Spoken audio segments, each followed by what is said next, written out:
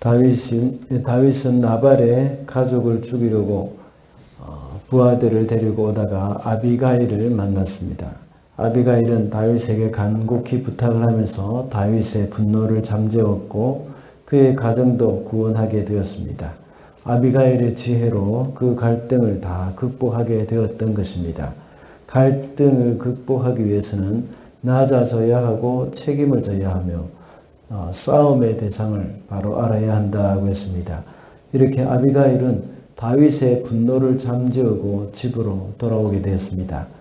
나중에 하나님이 그의 남편 나발을 치셔서 죽게 되었고 그 소문을 다윗이 듣고는 아비가일을 아내로 맞이했습니다.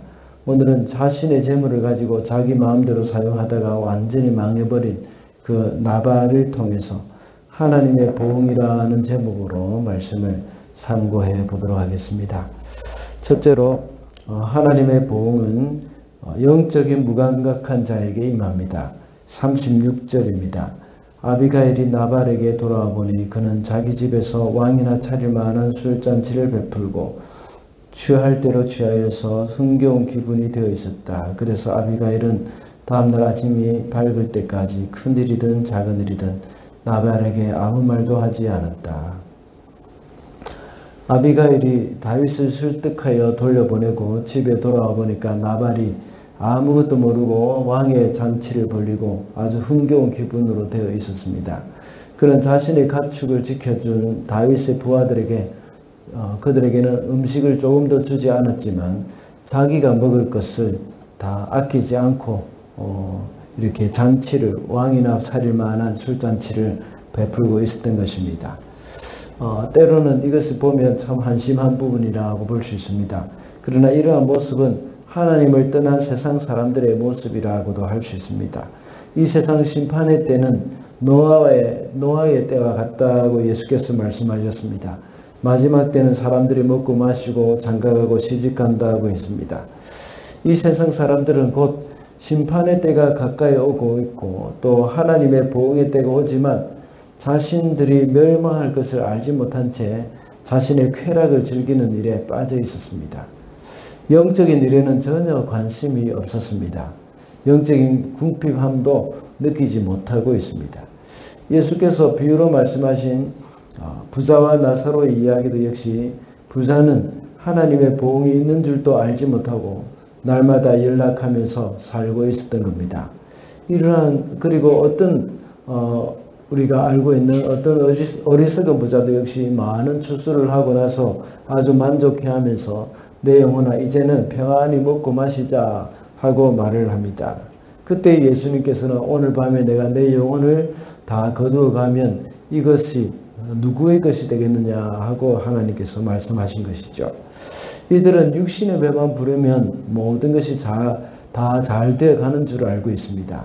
그러나 그런 사람들은 영혼의 배고픔은 알지 못합니다. 지난 주일에 말씀을 나눈 것과 같이 라우디게아 교회의 모습과도 같습니다. 그들은 육신적으로는 부자였고 부족한 것이 없었습니다. 그러나 영적으로는 무감각했습니다. 우리의 육신은 밥을 먹지 않으면 금방 배가 고픕니다. 그리고 물을 마시지 않아도 목이 마릅니다. 또한 우리의 지체가 어디 다치거나 병이 들면 통증이 생깁니다. 그러나 영적인 문제는 우리의 육체의 문제와는 다릅니다. 이것은 영혼이 느끼는 것이기 때문에 우리의 영이 예민하지 않으면 잘 알지 못합니다. 우리는 날마다 말씀과 기도로 하나님과 동행하면서 우리의 영혼의 상태를 항상 체크를 해야 합니다. 그래서 하나님이 말씀하실 때에 순종하고 주님과 날마다 기도로서 소통을 해야 합니다. 그렇게 하지 않고 우리의 영이 무디어져 갈 때에 하나님의 심판의 때가 가까이 와도 깨닫지 못하는 경우가 많습니다. 그리고 하나님이 우리와 함께하지 아니하시고 우리와 교통이 이루어지지 않을 때도 역시 사람들은 그것을 깨닫지 못합니다. 그러나 날마다 하나님 앞에 나아가서 우리의 영혼을 아주 주님과 동행할 때에 우리는 그것을 느끼게 되어지는 것이죠. 그러므로 하나님의 보응은 영적으로 무감각한 자들에게 임한다는 사실을 기억하고 늘 주님께 우리의 마음을 드리면서 동행하는 저와 여러분이 되시기를 바랍니다. 둘째로 하나님의 보응은 인내하는 자를 대신하여서 이루어집니다. 39절입니다. 나발이 죽었다는 소식을 듣고 다윗이 말하였다. 주님을 찬양하여라. 나발이 나를 모욕하였으나 주님께서 그 원수를 갚아주시고 그 종이 직접 무슨 악을 행하지 않게 막아주셨다. 주님께서 나발이 저지른 죄악을 나발의 머리로 돌려보내 주셨다. 다윗은 아비가일을 자기의 아내로 삼으려고 그 여인에게 사람을 보내어 그 뜻을 전하였다.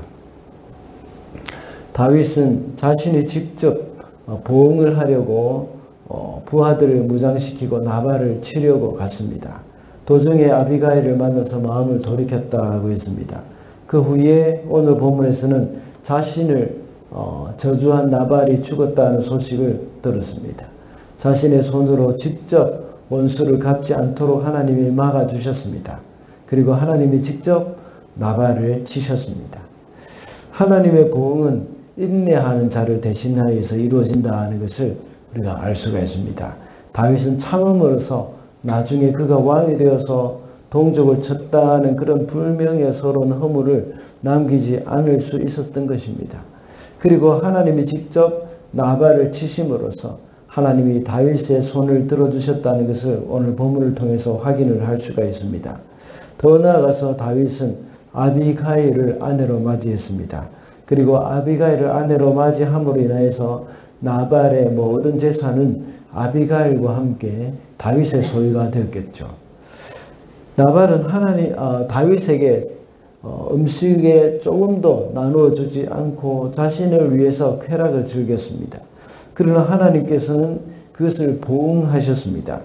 그래서 그의 아내도 다윗에게 빼앗긴 꼴이 되어진 것이죠. 그리고 그의 전 재산도 역시 결국은 하나님의 은혜 가운데 다윗에게로 돌아가게 된 것입니다.